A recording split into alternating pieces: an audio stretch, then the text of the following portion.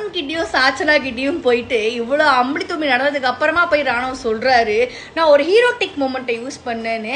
அதுக்கப்புறம் அவருக்கு ஆக்சுவலாக எந்த இடத்துலையுமே பாயிண்டே வைக்க தெரியல.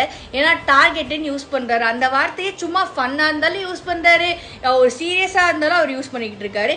இன்னொன்று தேவையே இல்லாமல் அவருக்கு பாயிண்ட் இல்லைனாலும் விஷாலை கோத்து விட்டாரு. ஏன் அவரால் ஒரு பாயிண்ட்டை கூட தெளிவாக வைக்க முடியல அப்படிங்கிறது தான் எனக்கு இன்னைக்கு வரைக்குமே தெரியல. அண்ட் மஞ்சரி அவர்கள் அவர் குதிக்கிறதுக்கு முன்னாடியே சொல்லியிருக்கலாம். ஆனால் அவங்க அந்த இடத்துல சொல்லவே இல்லை. அதுக்கப்புறமா அவங்க கத்த ஆரம்பிச்சாங்க.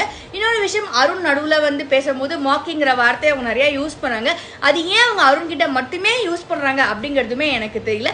அருணுமே டக்குன்னு போய் பவித்ரா கிட்ட உன்னால் தான் பிரச்சனை ஆரம்பிச்சுன்னு சொல்லிட்டு அங்கே போய் கத்திக்கிட்டு சம்மந்தமே இல்லாமல் கத்தின மாதிரி எனக்கு இருந்தது.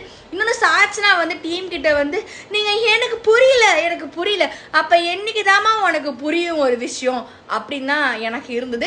ஏன்னா அவங்க இந்த பேட்ச் எடுக்கிறதுக்கு சொன்ன ஒரு விஷயம் கூட வேலிடா அவங்களுக்கு சொல்ல தெரியல.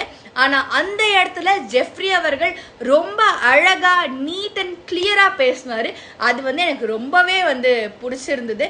அண்ட் இன்னொரு விஷயம் என்னன்னா, கேர்ள்ஸும் சரி பாய்ஸும் சரி இந்த இடம் மாற்றத்துக்கு அப்புறமா அவங்க கொஞ்சம் ஸ்டேபிளா இல்லாம கொஞ்சம் அப்படி இப்படி அப்படின்னு தான் இருக்காங்க. ஸோ இன்னைக்கு எபிசோட் எப்படி இருந்தது அப்படின்னு சொல்லிட்டு நீங்க மறக்காம கீழே கமெண்ட் செக்ஷன்ல கமெண்ட் பண்ணுங்க.